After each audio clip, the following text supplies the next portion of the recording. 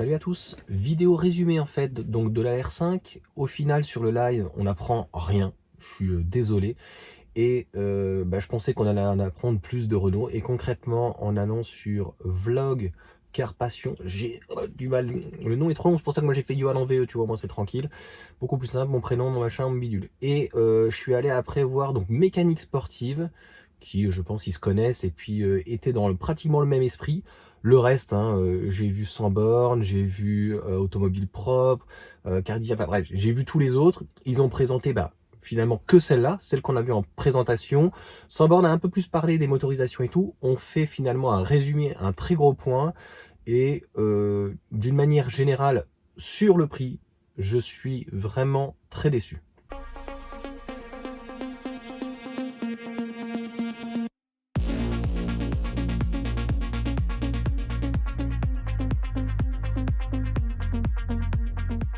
Donc je vais te faire des incrustations. Ce qu'on nous a montré énormément, c'est ce véhicule-là. Donc on est sur la version iconique. On a le jaune normalement qui est en option puisqu'il n'y a que le vert qui est gratuit. Faut quand même en vouloir, mais au moins tu louperas pas ta bagnole. Il y aura ces petits liserés qui seront en rouge que tu vois. Il y a un rouge qui est possible et une couleur un petit peu argentée. Sur le véhicule, tu vois bien que c'est comme la Mégane que j'ai qui est juste derrière. Toutes les parties basses sont peintes. Donc sur le style extérieur, il n'y a strictement rien à dire. Elle est magnifique. Sauf que le bas blesse, c'est que c'est un véhicule qui va se rapprocher des 40 000 euros, full option, il y aura encore des petites mesquineries. D'ailleurs, tout de suite, je te le dis, ça sera sur la version batterie haute de 52 kWh, le V2L. Ou sinon, tu ne l'auras pas sur les 40 kWh, mais ça, on refait un point juste après. Sur la version techno que tu vois en intérieur, là que je vais te mettre, on a souvent du jaune. On va avoir une dominance de bleu en tissu. C'est du tissu recyclé qui est du jean, comme un jean. Donc clairement, à un moment donné, il faut arrêter de nous prendre pour des cons. Ça, le recyclage comme ça coûte que dalle. Déjà de 1. Petit accoudoir, très bien, etc. Je t'ai fait une petite incrustation donc par rapport à Vlogcar, donc Passion, qui sur la techno. Là, c'était la techno avec les jantes 18. Je te montrerai les jantes juste après. Ils ne sont pas peints. Alors, on n'aime pas, mais sur la techno de la Mégane, normalement, ils sont peints et c'est le rouge qui est offert. Honnêtement, tu as déjà une techno qui est déjà très bien. La techno aussi là est plutôt bien, mais tu vas voir quand même les mesquineries. 1350 kg pour la 40 kWh, c'est plutôt bien, donc en batterie NMC, nickel, manganèse, cobalt. Et je ferai une vidéo dédiée par contre aux erreurs. Et 52 kWh, elle fait 1450 kg, donc preuve que le véhicule est très léger grâce à son châssis qui est plus qu'amorti et grâce au moteur qui est plus qu'amorti et allégé, mais pareil, on reviendra tout ça en profondeur là-dessus. Donc il parle qu'on serait en 11 kW, donc ça serait pas 7,3, donc c'est plutôt bien 11 à l'extrême si tu es en triphasé pour charger à la maison, mais en DC, on est à 100 sur un pic, hein. C'est pas un palier, je pense. 100 kW, parce qu'ils n'ont pas donné par contre combien de temps pour la recharger, ça va être long, je pense. Pour la 52 kWh, et pour la plus petite batterie, ça sera 80 kW. Donc ça va être, j'ai envie de te dire tout de suite, ça va être vraiment merdique. Je termine une petite photo de l'intérieur comme il est. Le jaune, je ne sais pas avec quelle matière recyclée c'est fait. Je te le dis comme je le pense, je trouve ça extrêmement moche. Ce jaune intérieur par contre pisseux. Je te mets aussi les jantes qu'il y aura et enjoliveur. Chrono, ça sera a priori en option parce que elle avait les jantes a priori techno sur l'iconique qui était vraiment full. Et attends-toi à voir avec les 95 chevaux, on va faire un point aussi parce que ça c'était pas prévu. C'est magnifique enjoliveur disco, c'est la Shuma. Franchement, les couleurs blanc, noir, bleu, jaune et le vert, donc qui est gratos. Je pense que les peintures sont pas excessives, c'est 650 euros, mais rajoutez tout ça, tu vas voir que tu vas vite arriver à 40 000 euros. Et on va parler des choses qui fâchent. Je trouve que c'est les deux seuls qui ont photographié, qui ont filmé en fait comment elles étaient. Même moi, je me serais attardé là-dessus. Là, tu vois très bien. Donc sur la finition de base, qui sera une évolution, tu auras le choix avec le vert a priori qui serait gratuit, le blanc qui serait payant. Non, ça fait pas comme ça, mais presque. Là, le blanc, je ne sais pas à quoi ça correspond. C'est certainement peut-être le liseré. En tout cas, le tissu, on le connaît très bien. C'est le tissu qui est trop clair, qui est moche, qui est le tissu de la Mégane sur Iconic. Je suis désolé, il est trop clair. Le véhicule est très joli, mais le tissu est trop clair, ça fait moche. Donc là, l'autre, je ne sais pas ce que c'est. Et je reviens sur l'autre photo que je te mettrai, celle-ci, où tu vois la différence entre la Tekno. Au-dessus, ils te disent donc tu as le tableau de bord qui sera moussé et qui sera donc avec du jean recyclé. De l'autre côté, il est blanc, ça veut dire que ça sera un plastoc. Donc, la Shuma, pareil. Le plafonnier, tu le vois bien, il sera gris, donc moussé. L'autre, ça sera Red de chez Red. Donc, à 25 000 euros, tu auras vraiment un véhicule au ras des pâquerettes. Tu auras la batterie de 40 kWh. En NMC, on en reparlera, les choses qui fâchent. Franchement, ils auraient dû... Si vous voulez faire une voiture low cost, fallait mettre une batterie LFP. Clairement, là, c'est la plus grosse erreur. 95 chevaux. Donc en fait, tu as un véhicule avec des enjoliveurs, 95 chevaux pour 25 000 et dépouillé. Tu imagines bien que donc tu n'auras pas le V2G, enfin ni de V2L.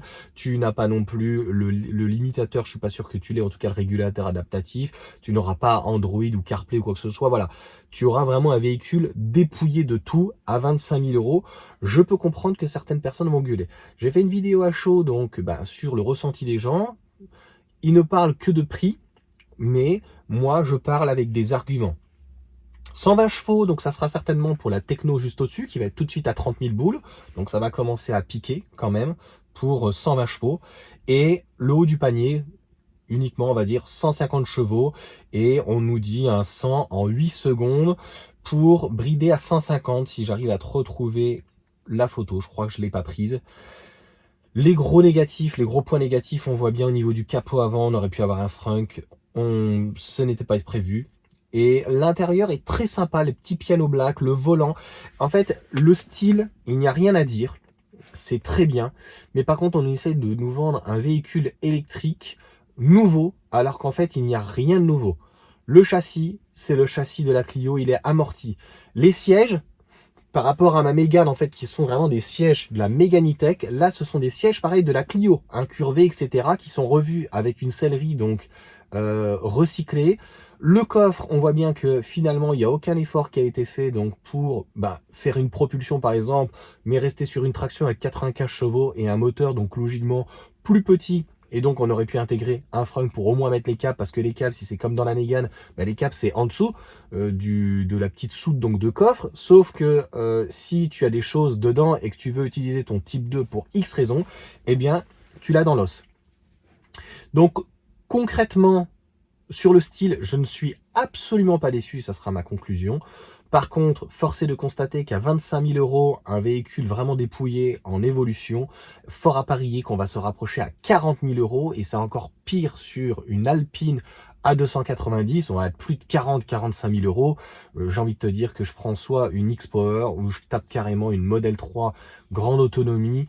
Franchement, c'est là où je suis déçu. Sur le rapport qualité-prix, c'est vraiment trop cher pour ce que c'est par rapport à la concurrence. Une IC3 avec 44 kWh de batterie en LFP, c'est là où ils ont réussi à tirer l'épingle du jeu.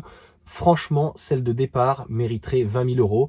Le problème, c'est que Renault est déjà dans son dogme sur les batteries. Ils veulent des batteries à la base LG et maintenant qui soient faites donc dans le nord de la France, et qui soit uniquement en nickel, manganèse, cobalt.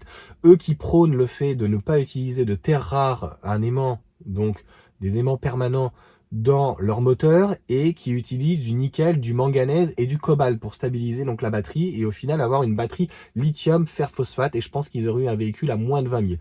Mais ça sera dans une vidéo dédiée en 1, 2, 3 minutes, vraiment coup de gueule.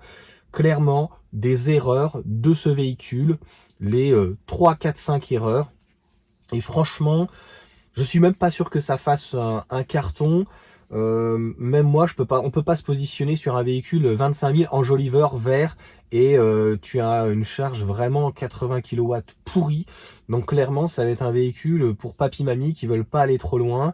Le meilleur rapport qualité-prix, en tout cas finition, par rapport à sa finition, c'est la Tekno qui sera très bien, mais elle va se rapprocher des 30-32 000.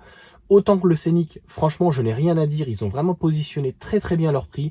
Là, je suis vraiment pas content. C'est-à-dire que je ne comprends pas, sur une technologie qui est déjà aboutie, qui est amortie, sur les batteries, sur les moteurs, sur le châssis, sur les composants, sur tout. Il y a juste eu un travail qui a été fait qui est très joli à l'intérieur. Mais bon, on voit bien qu'encore une fois, tout de suite, t'as pas le tableau de bord qui est moussé, etc. Sur une entrée de gamme à 25 000 € quand même. Ça commence, je trouve que ça fait trop cher par rapport à la IC3 qui est entre deux à 25 000 €. Autant prendre la IC3 avec les 113 chevaux et qui est en LFP en 44 kWh et qui est à 27 000 €.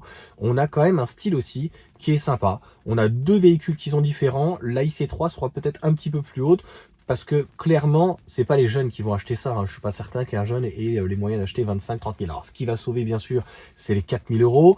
Et puis, c'est les 7 000 en moins éventuellement. Quelqu'un qui la toucherait avec une petite remise à 27-28. C'est ce qui va arriver chez Renault très certainement s'ils en vendent pas dans les quantités escomptées. Une techno qui serait à 30 000, un petit peu remisée 2 000 € et qui est à 28 ou 27 000 €. Moins 7, tu me comprends, elle sera aux alentours des 20 000 €. Donc, ça fera quand même un très beau package. Donc à suivre, je suis vraiment déçu sur le rapport qualité-prix. Sinon sur le véhicule, encore une fois, intérieur-extérieur, il y a plein de petits effets, c'est très travaillé. Franchement, là-dessus, il n'y a rien à dire.